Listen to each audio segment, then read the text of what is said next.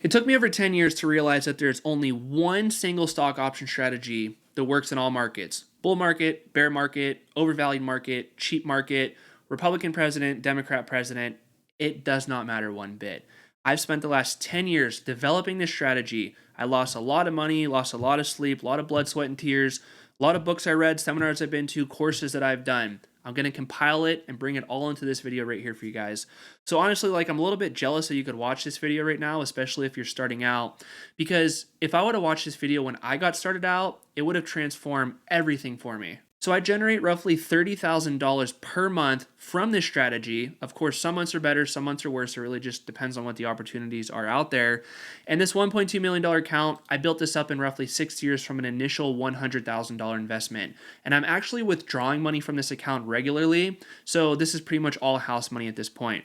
But we're going to dive into the charts. We're going to dive into what actually matters to make money with stocks and options in a sustainable way, no matter what freaking market that we're in. We're going to keep this very simple. And we are going to break this down into a couple different parts. The first thing that we have to focus on, though, is what actually moves the price of a stock in the long term. And that's going to be what the profits are doing.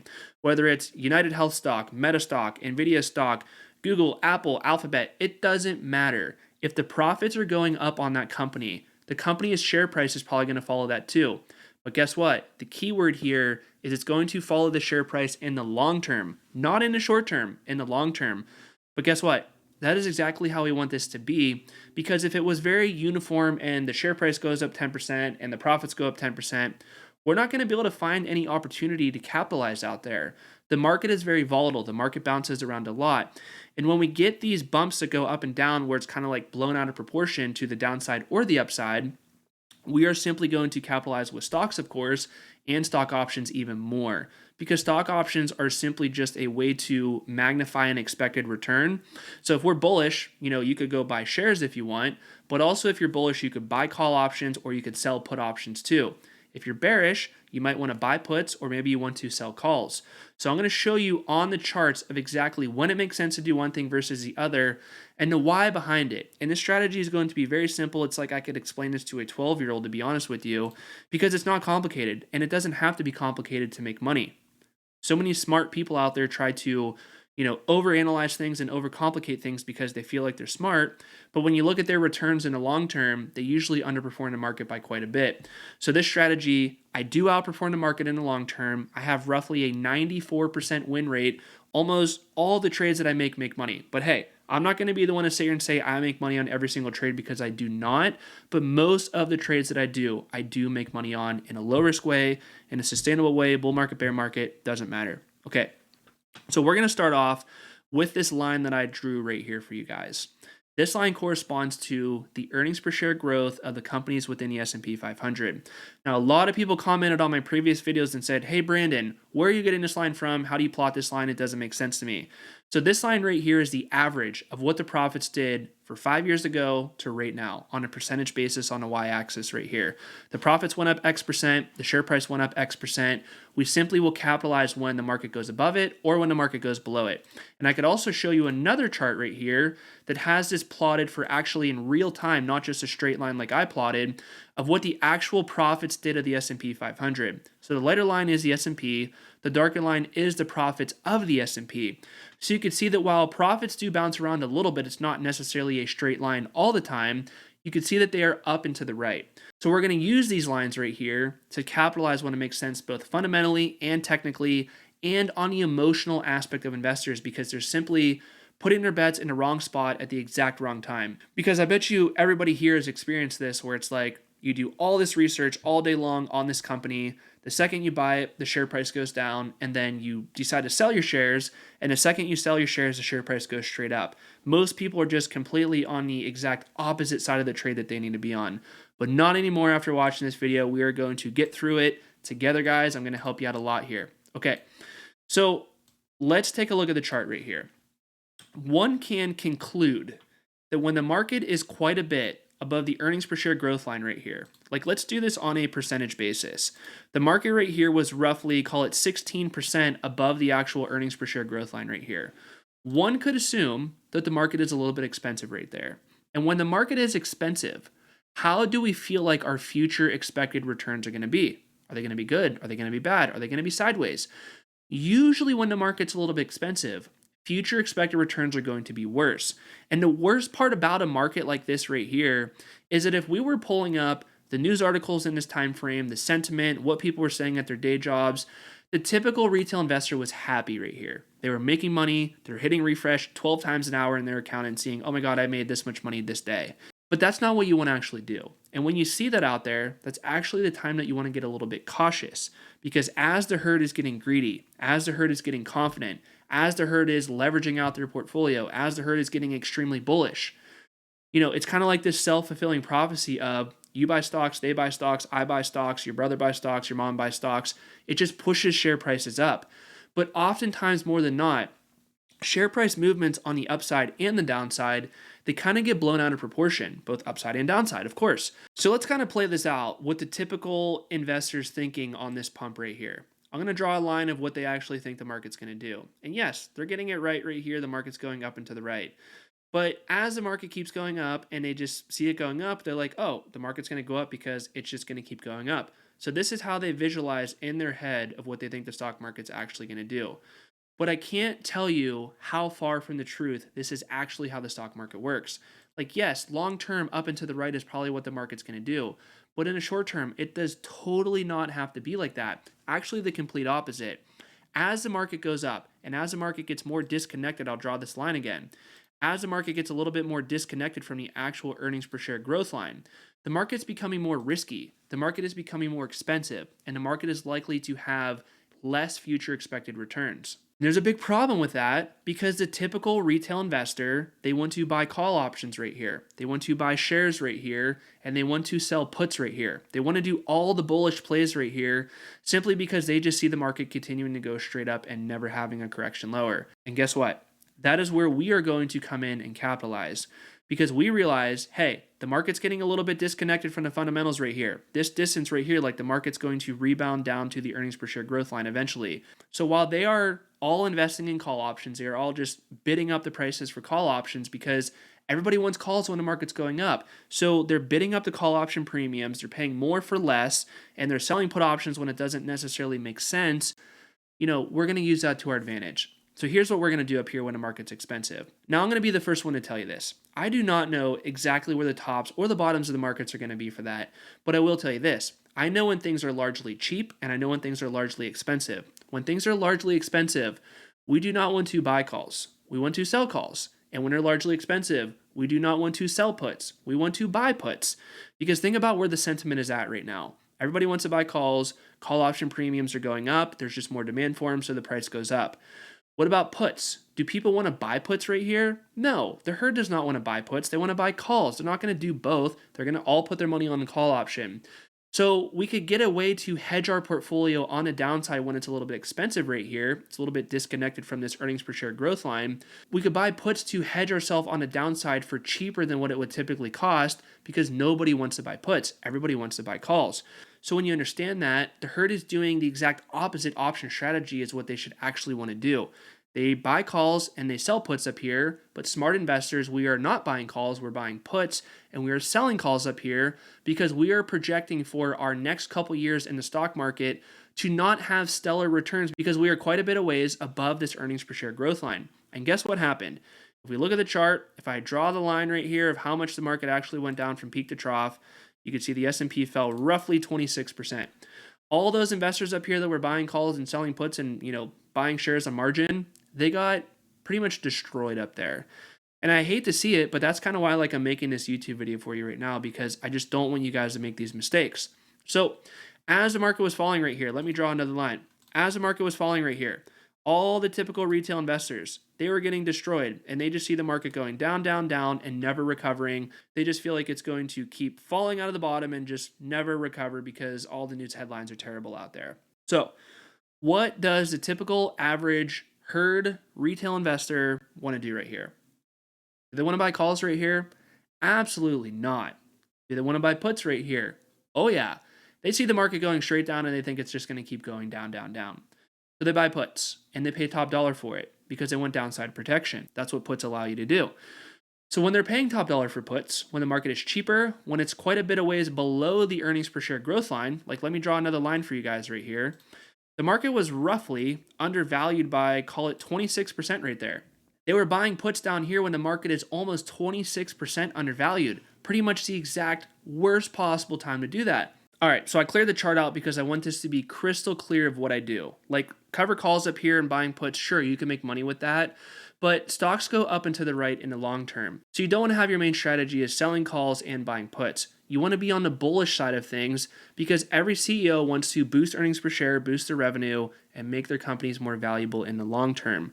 So we need to flip bullish. And when the market's going down right here, the herd is simply freaking out, and this is critical. This is a critical time to capitalize, not get emotional, not think the market's going to keep going down, down, down.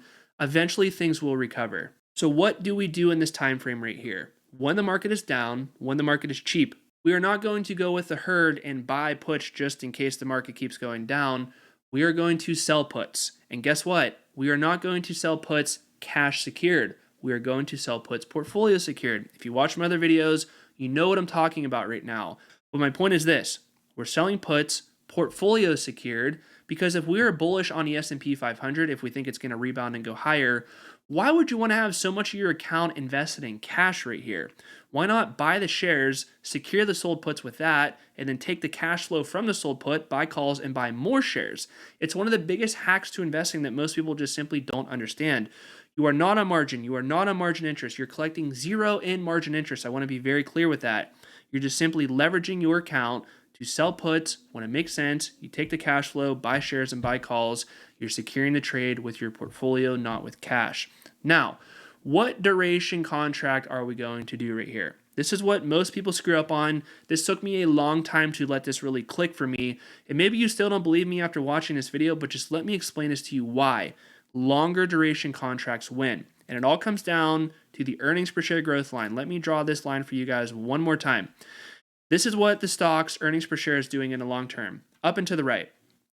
When you understand that, if we do like a 1 month contract that covers just say like this amount of time right here, it's hard to really say what the actual profits are doing. Like, yes, they're going up a tiny bit, but if we do like a 1 or a 2 year contract right here, it becomes crystal clear what earnings per share is doing. Earnings per share is going up, guys, like it's obvious. So when you get in at a good time and you be patient with calls and sold puts and shares, you are allowing that company time to rebound back to all-time highs and beyond that. So when you do that with longer duration, it's much safer, much more repeatable. It's just simply much easier to generate the cash flow. Now, you're probably thinking like, oh my God, Brandon, how long contracts are you going to do? And I'm going to tell you, like down here when the market was cheap, down here on Liberation Day when the market was cheap, I was selling like 1-2 year puts on many companies and many ETFs. Why? Because think about this with me. If I sell a 2 year put contract right here, let's just say that I collect, call it $24,000 in premium that I collect by selling the put option right here. I collect $24K when the market is cheap. But maybe you want to sell a 2 month put option and maybe you collect $2,000. Like, yes, you're going to do fine because the way that sold puts make money is if the share price goes up, stays flat, or does not go below the strike price, you make max profit on that trade right there. So the thing about it is, while you're going to make $2,000, that's good, I'm happy for you. I generated $24,000 of profit right here, and I took the $24K and I invested it into call options and shares at a time that the market was cheap, at a time that nobody wanted calls right here. So I'm buying calls for bottom dollar at a time that everybody wanted to buy puts right here. So I was selling the puts for top dollar, and at a time that nobody wanted shares right here because everybody was dumping their shares thinking that the market's going to collapse and never rebound. That is the time to capitalize is on the dips. We're not always going to get major opportunities like this. They don't come up every single day, but every month, things like this pop up every month, guys. Like some months I find 5 table pounders, some months I find 1, and some months I find 50 of them. It really just depends on what's going on in the market. But I will make one single trade right here, and I will go heavy on that trade. And I have a lot of conviction. I understand the company. I understand the profits, the revenue, the earnings per share. I understand the company has a moat. They have pricing power. They have a durable competitive advantage. These are quality companies that I'm doing this on. So when you understand that and you build a lot of conviction in it, you will be okay to sell puts for top dollar, take the money, buy shares, buy calls, and you be patient with it. Hey, maybe we don't time the bottom of the market perfectly, like maybe we do it right here. Hey, you ride a little bit of volatility down, you ride it back up, you're going to be just fine in the long term. But longer duration contracts win every single time. You have to trust me on that. While yes, you could have made money with your 2-month contract, like I said right here, like as the market's going up and getting above the earnings per share growth line, like do you really want to go sell 2-month put options right here? Like I personally don't want to. Like the market's a little bit expensive. Let's give it some time to breathe. Let's give it some time for the earnings per share to catch up. And then we will start selling more put options to capitalize. Like, yes, I'm still selling puts right now, but I'm being a lot more cautious right now. And on top of that, we always have to have our ratios in check because let's just say I have a $1 million account to keep the numbers round. That $1 million account, I never put myself in a situation where if I sell puts portfolio secured, that I will never be able to take assignment of the shares. Like I always want to be able to take assignment of the shares. So those ratios always have to be in balance. And it comes into play of the overall market environment, the market valuation, the economy, stuff like that. If everything looks rosy out there, if the economy's strong, if market valuations are cheap, I am willing to sell more puts because there's more opportunity and the chance of the market going down is less. Yes, it could still go down, and yes, I'm always prepared for that, but the chance of a major massive crash going lower is lower. So maybe when the market is cheap, I would have my total ratio somewhere around like 50 to 70%. Meaning if I'm at 50%, that means that if I have $1 million account, if the market falls 50% from that cheap valuation level that I feel like the market's already at, my $1 million account will go from $1 million to $500,000. And all the sold puts that I sold, I am on the hook to buy $500,000 worth of this stock. So I have to buy $500K worth of the stock, but guess what? I have this base portfolio that went from $1 million to $500K. I could just sell the base portfolio, generate the cash, and then take assignment of the shares. But I'm going to be honest with you. I've been doing this for a long time, and now the strategy is basically perfected for the most part. If you do it right, if you sell puts when companies are cheap and it simply makes sense, your chance of assignment is so low. Like I could count on one hand how many times I've been assigned in the last decade doing this strategy right here. But yes, sometimes we will get assigned probably. And guess what? Like I don't care because if I liked the company enough to sell a put, I sure am going to be okay to buy the shares in the future at a lower strike price than what the share price is currently at right now. So the earnings per share is going up, and I'm going to be able to buy the company somewhere down here. Like, look at that distance it would be from the earnings per share growth line. It sure becomes really compelling at that point. So I'm always okay to take assignment, and I'm always able to take assignment too. My ratios are always in check. But in a more expensive market, kind of like what we're in right now, like I don't think it's a bubble, but it's just a little bit more expensive. My assignment value right now is closer to 30%. So in theory, I'm on the hook to buy $300,000 worth of stock right now. And my $1 million account, we'll just call it, say it falls 70% to $300,000 of value. I could still take assignment of all my sold puts. Just think about that. If the market falls 70%, I'm going to be fine. If the market goes up, I'm going to make a lot of money. If the market goes down, I'm going to be fine. And I'm always in a position to understand what the future expected returns are probably going to be. It doesn't always have to be like that month to month to month, but in the long term, the market's largely overvalued right here. It's probably going to correct a little bit lower. The market is a little bit overvalued right here. We should expect some sort of sideways movement. So you don't want to leverage out on call options and sold puts right now. Again, there are some opportunities, but you don't want to go overdo it. So you understand all this stuff right here. We're capitalizing when humans are getting emotional on the upside. They're getting emotional on the downside. We're deploying our money how it makes sense, and we're simply being patient. We're going to have a lot of volatility. It doesn't matter. That is a part of the game. And volatility is not risk. Volatility is opportunity for us to simply make plays that make sense. All right. I know I kind of went all over the place. I didn't really flow too well with this video, I feel like, but I think that the value is here. And if you like this video, I have a better video that I just dropped. You're going to want to watch that one. I'll link it right here. Check it out from start to finish. It will help you out a lot more details, more flow, better understanding of what I'm talking about here. I'll see you guys there.